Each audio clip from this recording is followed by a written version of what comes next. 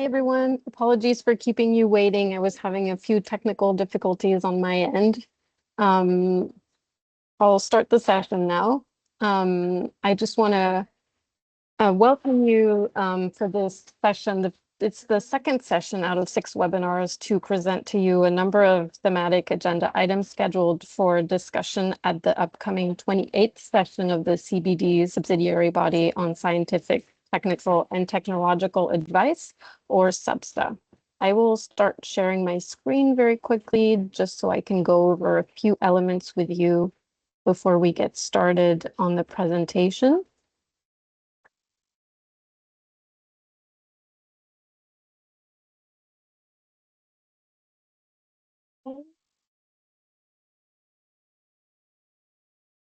All right, so as you can see, we have 6 sessions scheduled, which I mentioned already. The first one was yesterday on marine and coastal biodiversity. Today is the session on IPBES, presenting the business and biodiversity assessment and its relevance to SBSTTA-28. Tomorrow will be the session on synthetic biology. Thursday, we have a session on planning, monitoring, reporting, and review. Friday, we will discuss the program of work on protected areas. And on next Monday, we will discuss the sustainable wildlife management agenda item. These sessions are provided to you by the Co-op for CBD project, which aims to facilitate technical and scientific cooperation for decisions under the CBD to be informed by the best available knowledge and advice towards the achievement of the 2050 vision of living in harmony with nature. As I said, today's session will focus on IPBES, presented by Matt Jones, who is one of the co-chairs of the Business and Biodiversity Assessment conducted by IPBES. He's the Chief Impact Officer as the UN Environment Programme World Conservation Monitoring Centre in Cambridge, UK. His role is to empower the team across UNEP WCMC to generate maximum positive impact for people and planet in everything they do. As I mentioned, he's also one of the 3 co-chairs of the IPBES Business and Biodiversity Assessment that was approved by over 150 governments at the 12th plenary session of IPBES in February 2026. Building on 20 years of experience, Matt's work seeks a shift towards a socially just future where nature and people thrive. Matt will be presenting the agenda item on IPBES, for which the CBD Secretariat has published document CBD/SBSTA/28/3. And before I hand it over to Matt, I'll just go over a few ground rules for this session. So the thematic presentation will last 30 minutes, followed by a 30-minute Q&A for you to discuss with the presenter. Please keep your microphones shut when you're not speaking, and please raise your hand to ask questions to the speaker. And when you do speak, please start by introducing yourself when you're speaking for the first time. This webinar is being recorded, and the recording will be made available on the Co-op for CBD website, as well as the PowerPoint presentation that will be presented to you today and for other sessions. And finally, there's a QR code for you to scan on this page. If you'd like to join the Co-op for CBD expert database, we would be happy to have you work with us on a lot of different activities. So Matt, please go ahead. I'll start sharing my screen so you can share yours, and the floor is all yours.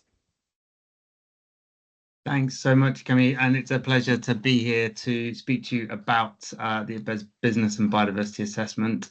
It's something that I'm always incredibly happy to speak about, which is good because lots of people ask me to come and speak about it, but that's absolutely okay.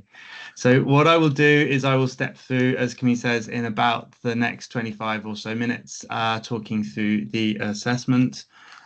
Just to be clear on what I'm going to talk about, I'll start with a little bit of background and some relevance, and then I'll introduce first the structure of the summary for policymakers, and then I'll actually step through the key messages of the assessment. So there are 10 key messages, and I will speak through each one of those, and I'll dig into a little deeper in one particular place. And then I'll talk very briefly about where this comes up at SBSTA-28 and how it links into COP17, and a few reflections on the paper that is produced that will go into SBSTA in particular. I'm very happy to answer questions. I'm happy to answer questions as I go along, but I'm also very happy to answer them at the end. And perhaps that is a little bit easier for everybody, because maybe there are some things that I will say that it might pick up answers to questions as I get further down what I'm going to say today. So to begin with, and just to give you some of that background and that relevance, I mean, I'm here to talk about the Business and Biodiversity Assessment. It was, as you've heard, approved by 150 governments, over 150 governments in Manchester this year at the 12th plenary of IPBES. The assessment itself was actually produced by nearly 80 experts, plus contributing authors that generously gave their time on specific topics, and experts from over 35 countries around the world. So it really tries to draw on 3 years of experience, a lot of people's experience, and indeed lots of different geographic perspectives. The assessment produced results in the summary for policymakers, which is what was agreed and discussed with the governments of the world in Manchester themselves. Those key messages are based on the chapters. And those chapters themselves are based on a huge body of evidence. So over 5,000 references are actually included across the whole assessment, which is now available. The summary for policymakers is available in its laid out version, and the chapters are now fully available. So the QR code that you see on screen will take you through to the appropriate place within the IPBES website. You can also find it yourself with Google, I'm sure, and you will be able to find the full detail of the assessment that I will go through. But it is to emphasize that those 10 things that I'm going to talk through, the key messages that are there today, are themselves synthetic of a huge body of evidence that goes way, way beyond anything that I can talk about. Anything that any of my fellow co-chairs can talk about is reflective of the work of a huge number of people, itself reflective of the work of thousands and thousands more people who've contributed to the body of literature that we drew from. That's to say that this is a really important assessment because it is the first globally authoritative view of how businesses impact and depend on biodiversity and how we can measure that and what actions we can take as a result. That's one of the things that's really at stake when we start talking about this assessment. And it's incredibly important right at this moment to be talking about this because the loss of biodiversity is a huge threat to business.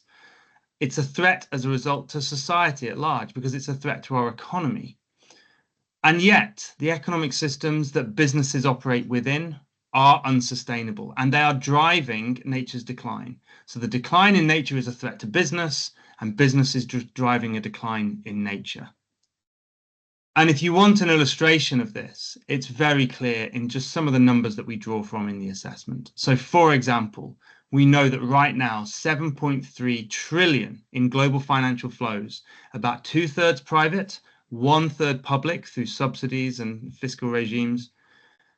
Those financial flows support activities that are driving biodiversity loss. They're supporting activities in economic sectors driving the loss of biodiversity.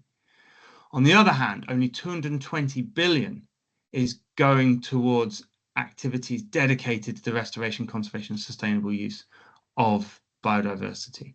A 33-to-1 ratio of financial flows going in the wrong direction.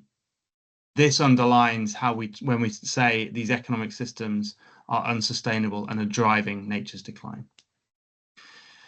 And so the report itself provides businesses, financial actors, governments, and others with the methods that they need to measure the impacts and dependencies that businesses have and the options for immediate action that can be taken by businesses today to address their impacts and dependencies.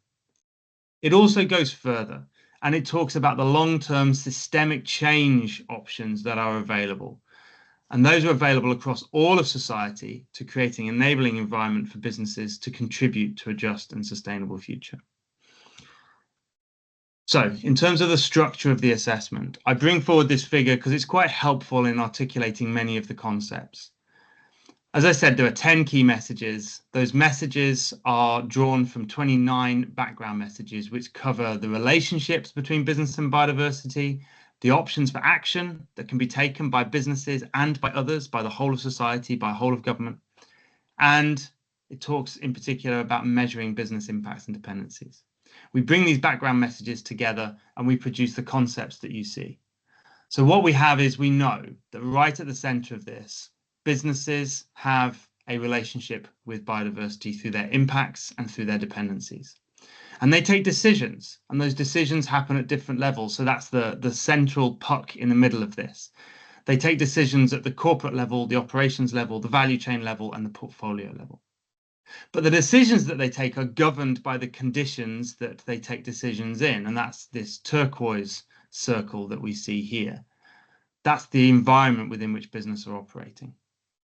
And that environment is created by, across the bottom, different groups of actors, including governments, financial actors, including things like central banks, financial regulators, supervisors. Businesses and private financial institutions themselves playing a key role, as do other actors. So that includes Indigenous peoples and local communities, and that includes civil society. But all of these decisions, these impacts and dependencies, can be understood through the lens of different methods that can inform those decisions, shown across the top. And we articulate 5 groups or 5 families of methods that are available to understand these relationships. These concepts are fundamental to understanding the summary for policymakers and the key messages of the assessment. And that is what I'll step through now. So to begin with, we're really clear in the assessment that all businesses depend on and impact biodiversity. Every single business, everywhere on the planet, no matter who they are, no matter how big they are, how small they are, no matter what they're doing, every single business has a relationship with biodiversity. And as a result of that, it means that every single business has the potential to be an agent of positive change. Every business can do something about the relationship they have with biodiversity. And that relationship is encapsulated in the figure that you see on the screen. Those relationships are through their impacts and through their dependencies, shown on the right and on the left, respectively. Their impacts are directly connected into what we consider to be the drivers of biodiversity loss. So land or sea use change, direct exploitation, climate change, pollution, invasive alien species. These are the drivers that are identified and well established through other IPBES assessments. On the other side, we see that their dependencies are also well understood and understandable in the context of IPBES assessments when we think about the fact that these are material dependencies, regulating dependencies, non-material dependencies. So the things that businesses need to consume, what it is they require in order to run their business: timber, cotton, simple raw material products that they bring in that they convert into something else. Or the regulating services, about the conditions in which the environment, the environmental conditions in which they operate. Or the non-material, so things like that are important for tourism, for recreation, and so on. And the way a business interacts with biodiversity influences then the risks and opportunities it's exposed to. And these impacts and dependencies all create risks and opportunities, and they are often intertwined. A risk well managed can become an opportunity not capitalized on can become a risk for a business. They are often flip sides of each other, and that's why we show them as intertwined within this figure. But something that's really important to understand is right now, in the current situation, the risks far outweigh the opportunities that are being captured by businesses. There is a lot of unmanaged risk and there's a lot of untaken opportunity. But right now we're seeing a lot of risk to business as a result of the way they're managing this relationship. And that's in part because the current external conditions in which businesses operate are not compatible with achieving a just and sustainable future. The systems businesses working within aren't compatible with the future we've set for ourselves. And we say just and sustainable future, and we mean the future that's articulated in the Coming to Montreal Global Biodiversity Framework, the Paris Agreement, the Sustainable Development Goals. That's what we mean by a just and sustainable future. The systems that we have won't currently get us there, won't currently get businesses operating in a way that is compatible with that future. And it goes further, because the current systems they operate in actually perpetuate systemic risks. By driving biodiversity loss, the systems that businesses work within are undermining the basis on which businesses are actually built, creating those systemic risks. Risks in the financial system and risks in our natural systems, risks to biodiversity that go beyond simple one-by-one businesses, individual businesses. but we can do something about that. And collaboration, collective and individual action can be used to create an enabling environment, an environment where those conditions are fundamentally changed and where businesses contribute to that just and sustainable future. Now, in the assessment, we identify over 100 actions that can be taken across the 5 dimensions of an enabling environment that we talk about. So we talk about the importance of policy and legal frameworks, about economics and financial incentives, about values, norms, culture, expectations of society on businesses, about technology and data, and about capacity and knowledge.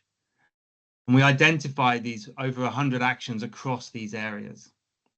But we also recognize that different groups of actors all have to play a role, or all can play a role, in creating the right enabling environment.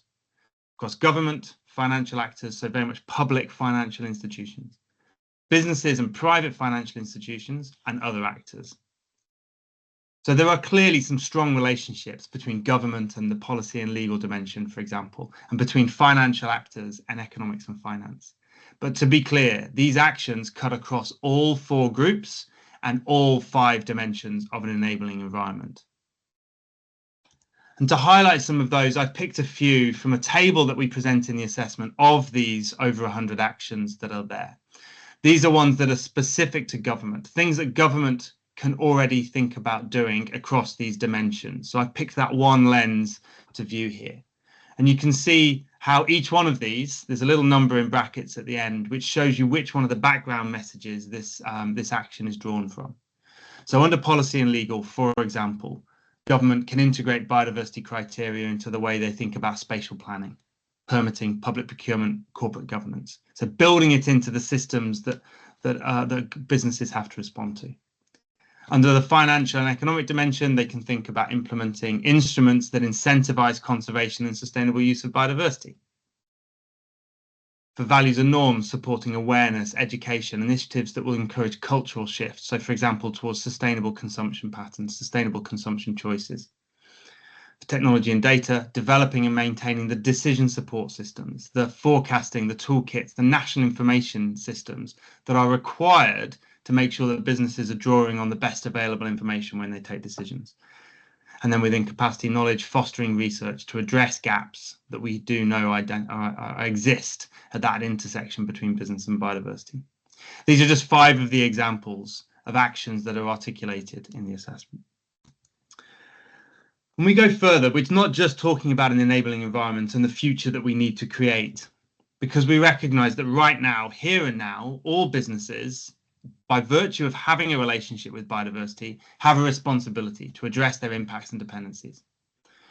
And we identify already 25 actions that can be taken across the 4 levels of decision making that we describe.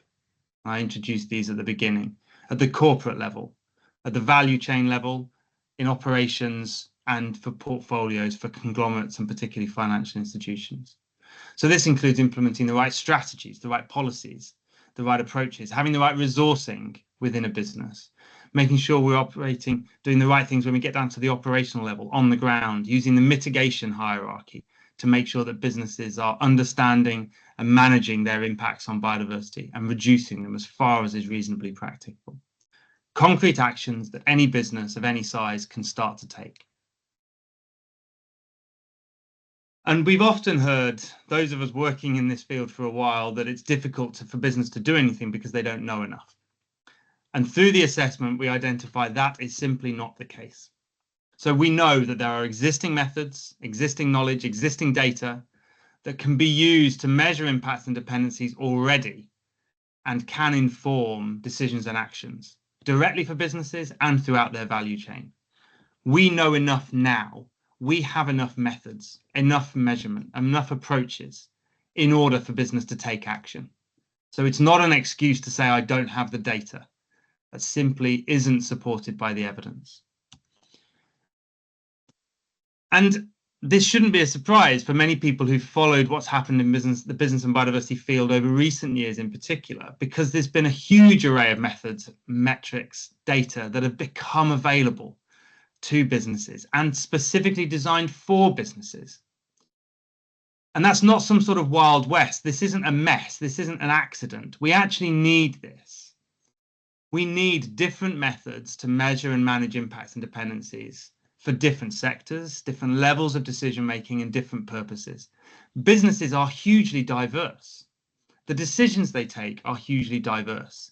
And so they cannot be a single metric that will answer every business need in every context, in every geography. We need different methods, different appropriate methods in different places. And this table shows the way we look across these 5 families of methods, across the different levels of decision making, and identify already where can you already do this, what's available and applicable, where are the places that we need to proceed, but we need to do so with caution, with a real understanding of the caveats, and where actually is it not currently feasible, but there's potential, and more work could help businesses to get there. And where is it simply not applicable, not appropriate for you to use a certain type of method for a certain type of decision? And there are absolutely cases where that exists. But the good thing is we can help businesses to navigate this now. And in the assessment, we identify that appropriate methods can be selected based on 3 things. We can think about the coverage, the accuracy, and the responsiveness. So for coverage, we're talking about the geographic, temporal, the extent of impacts and dependencies. Does the method cover the right place, over the right time frame, over the right types of things? Is it covering the right components of biodiversity or the right bits of nature's contributions to people that a business is interested in? Secondly, accuracy, the degree to which results describe what is actually being measured. Some people might think you always need something to be accurate in order to take a decision, but that's not the case. Some decisions do not require pinpoint accuracy for a decision to be taken. What we see is that there are some decisions, let's say, for example, comparing 2 options, where it doesn't matter if the result is perfectly accurate, as long as we can see the difference clearly between those 2 things. We might call that directionally correct, even if it is not 100% accurate. Because a business can then still take a decision as to which option they ought to take on the basis of a method. And then the last piece is around responsiveness. So the ability of method to detect change attributable to actions and activities of a business. In some cases, this is vital. If we're doing implementation on the ground of an intervention designed to conserve a particular species, it's important that a measure can tell us whether we're being successful. If we are screening for a portfolio and deciding what we need to put in, the change in state of nature on the ground is much less relevant when we're talking about such a macro scale decision. The responsiveness is far less important for that style of decision than it is for something that is taking place on the ground. Using these 3 criteria can really help businesses make the right decisions about the method that is right for them. And already they could do better. Businesses could better measure and manage their impacts and dependencies if they engaged with existing science and appropriately engaged with indigenous and local knowledge, methods and practice. There is a lot of information that is available that is not yet being drawn into business decision making. And that's supported by the gaps in knowledge and the gaps in the application of knowledge that we identify. So that existing knowledge base, it's already good enough for business to start, but we recognize it does need to be strengthened by addressing some of these gaps. And we identify 5 broad areas of gaps that there are priorities for attention. That's particularly around things like business relevant data. Do we have data on the location of business, on what a business is doing? Biodiversity is not like climate. It matters what a business does, how it does it, and where it's doing it. We need location-specific information for some decision making. We need to complete the evidence around some things. We don't have quite the right coverage in many areas of the right components of biodiversity, say the taxonomic coverage. Completing the evidence will support ever better decisions. We need to make sure that methods are applicable in all of those contexts. We can fill some of that table that I showed you with a few more green icons and a few fewer yellow icons. And then we need to address data accessibility and transparency, making sure that data exists is getting where it needs to, and the adoption of methods, making sure that methods that exist are being used in the right place. Addressing these 5 areas would considerably improve the robustness of business decision-making and action and decision-making about businesses that is currently being taken. And this all works us towards the end goal, and that is that we can create an enabling environment, as I said at the beginning. And in doing so, we can incentivize actions that are beneficial for businesses, for biodiversity and society, and for a just and sustainable future. We can shift from a world where what is profitable for business is bad for nature, and therefore bad for people and bad for business, to a world where what is profitable for business is good for businesses, good for nature, and good for people. That's what is at stake. And to place this in the context then, just as I finish, of SBSTTA and what will come forwards at COP17. As you heard from Camille, there is a paper that was published which relates to the matters related to the work programme of IPBES. And it draws from the assessment.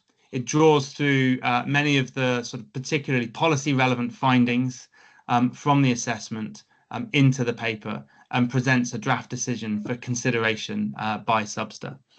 And I think looking through it, and I hope many of you have already as well, that it covers kind of 4 broad areas. The first is around the uptake of the findings and the clear links that can be made between the findings across the whole assessment and the Kunming to Montreal Global Biodiversity Framework's goals and targets. It's very easy to think about the link to target 15, which is around reporting and disclosure for businesses. But I would argue that the findings of our assessment are relevant throughout all of the goals and all of the targets of the CBD, of the Kunming Montreal Global Biodiversity Framework, because of the important role that businesses play and the important role they play within that whole of society approach.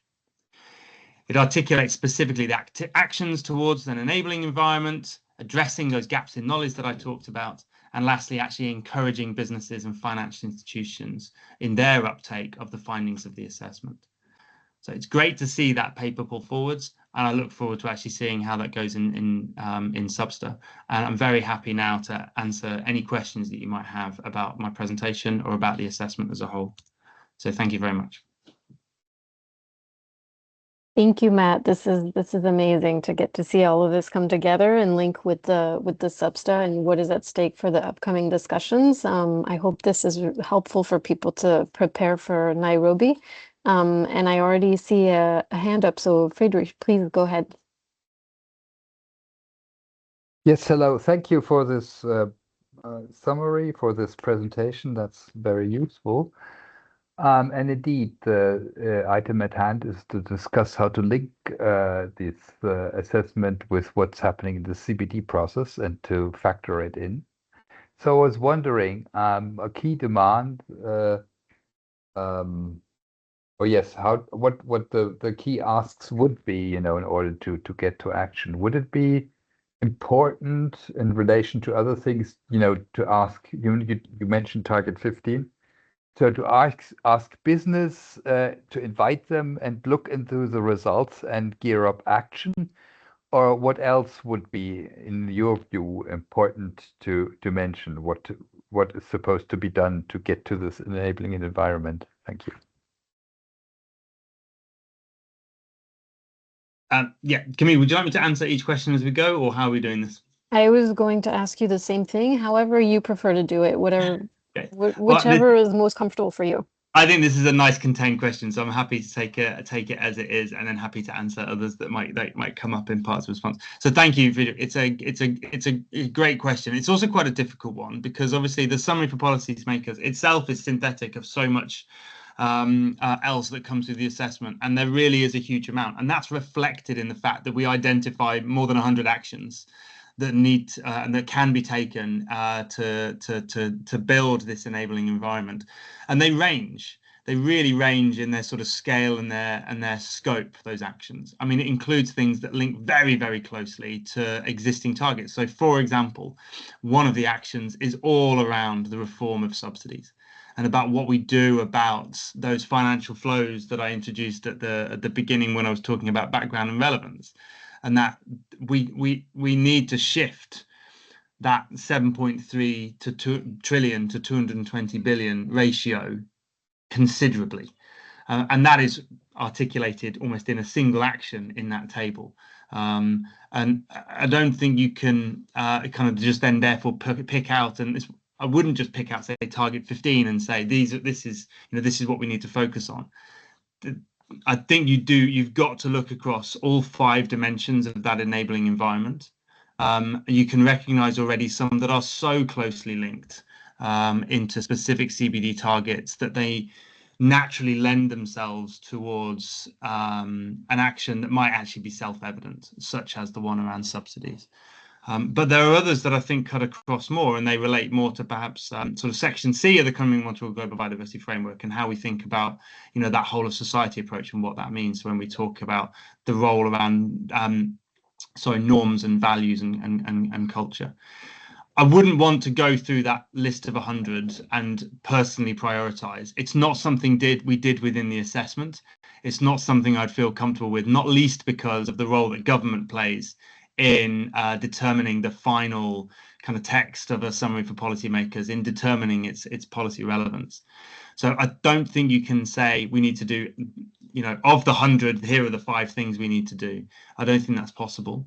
But what we can do is we can draw these much more direct links between specific actions that we identified and specific components of the framework. I'm not sure if I addressed your question.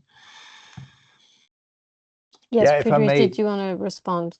Can I just respond? Indeed. I mean, you mentioned target 18, which is of course highly relevant from my understanding, or the assessment.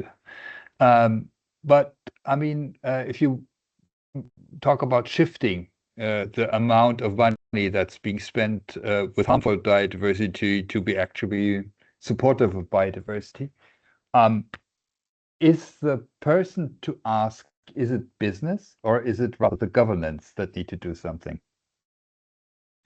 I think it sits on both sides, I'll be honest. I think, there is an important role that we identify that business has played in lobbying for subsidies, and recognise that lobbying by vested interests, that is the text in the assessment, plays a significant part in the current set of conditions that businesses operate under.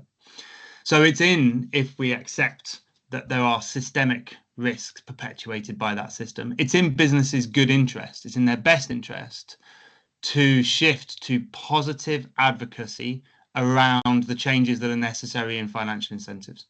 So there is a role that they can and must play in that positive advocacy. But at the same time, we must recognise that the responsibility and the accountability for reform of subsidies does not sit with business. It absolutely sits with government. And that is the place where action, therefore, absolutely has to be taken. In the assessment, I don't know if you've looked, and there's a figure I didn't bring forwards in my presentation, but we show what is in effect a sort of an infinity loop, a virtuous circle, where we say business action on one side can drive their influence over that enabling environment on the other side. And in turn, the more we progress towards an enabling environment, the more positive action that will drive. And those two things need to happen in tandem. We need both to happen at the same time, where business acts as the environment is developing, and the environment as it develops drives more business action. And that's what we need to move towards. Thank you. Thank you for that. I wonder if there are any other questions for Matt in the room.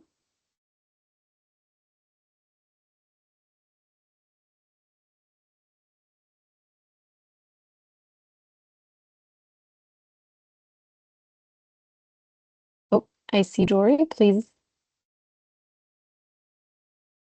Hi, thanks for the presentation. That was very interesting and helpful. I'm just wondering if there are any additional indicators that are being proposed to try and measure progress towards this assessment at the moment, or if that's, oh, can you hear me okay? Okay. Or if that's like a later on thing. Do you mean in the context of the KMGBF's monitoring framework? Is that what you mean by additional indicators? Yeah, exactly.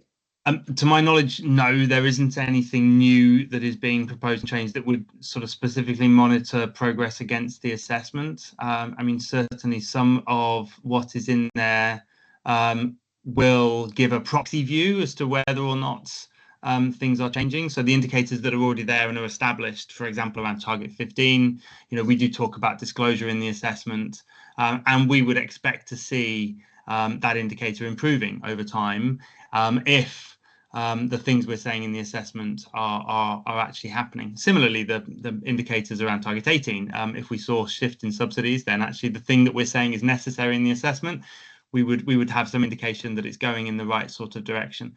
But nothing, because the monitoring framework predates the assessment, that's obviously not a link that's made already, and it's not something that I have to say I've sat down with the monitoring framework to think about specifically and to draw where the connections might be or any gaps might be. But that would be an interesting exercise. Thank you. And if I may just add very quickly, in the context of the CBD, at this point, the monitoring framework is being discussed mainly for indicators where methodology might be lacking, or if there's a gap in an indicator. But there is debate over whether the monitoring framework needs to evolve for the next round and for the next framework, or if we want to stick with the same list of indicators, no matter whether it's satisfactory or not, but just to make sure we keep the same measures so we know how we evolve over time. So that is also a debate in and of itself. But yes, I wonder if anyone else has a question for Matt following this presentation. Oh, and I see Eduardo has their hand up, so please go ahead.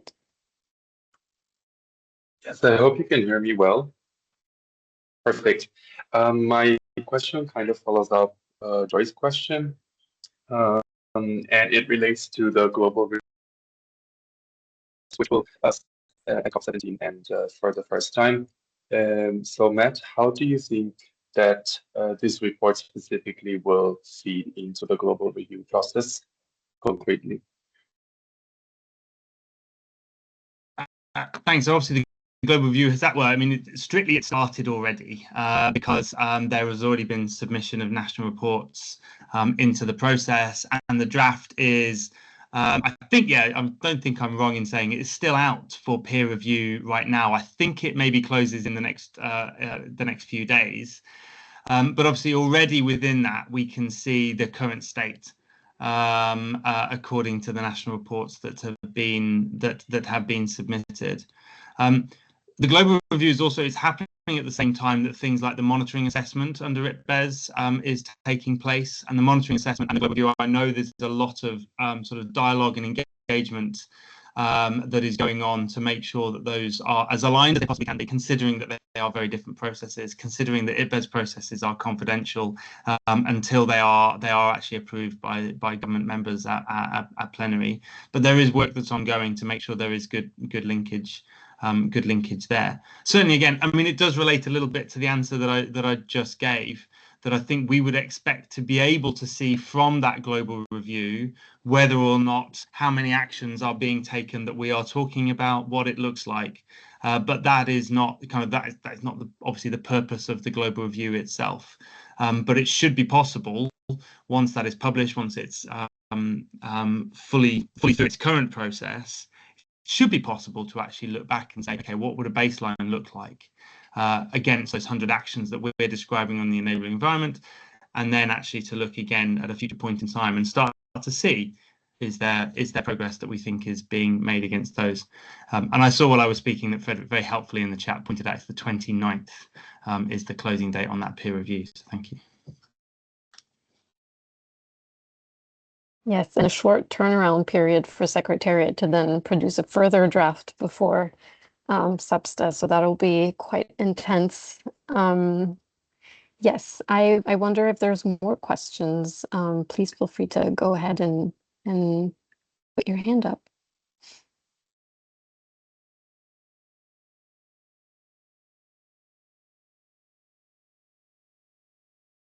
Otherwise, I'm also happy to end the session earlier than planned. That's also usually great news for everyone, but I also don't want to I want to make sure I don't cut people off. So again, you can also ask your questions in the chat if that's more comfortable for you.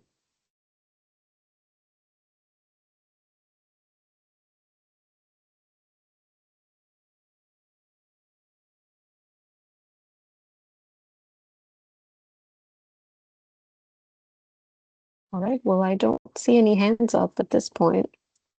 Just one thing, I don't know if for yes. everybody else as well, but when you started, you were talking about a QR code, and for me, it wasn't fully up on screen. So I wondered if you wanted to share that in the chat just before you do close the session, in case people want to engage. Happy to. Let's see. Thank you for that.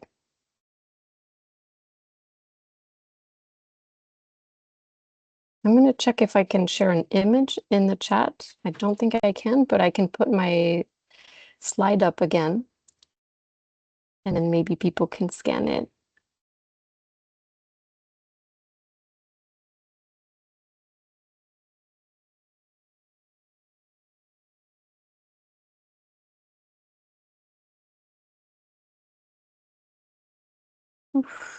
My laptop is not happy with the heat today. Sorry about that.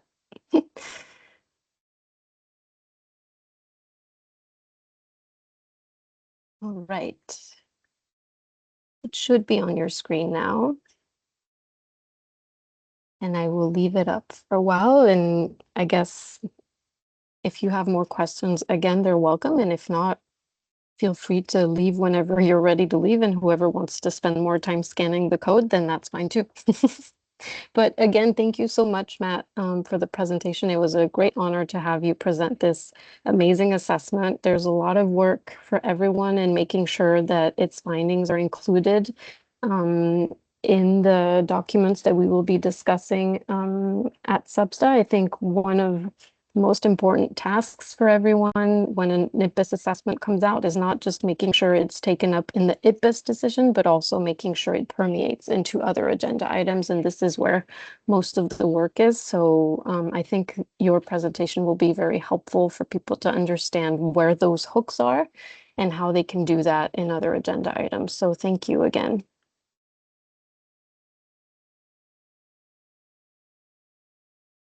And with this, I think I will close the session. I feel like people probably had enough time to scan the code. And thanks to everyone for showing up. I hope you're all doing well, and I hope you're not dying of the heat, because we definitely are here in France. But yes, again, thank you. And please remember to join other sessions this week. I'm sure you'll find them very interesting. The recording for this session will be online, as I mentioned, as well as the slides, if that's okay with you, Matt. All right. Thank you, everyone. Have a great day. Thanks, everybody. Have a good day. Bye-bye. Thank you. Bye. Bye-bye.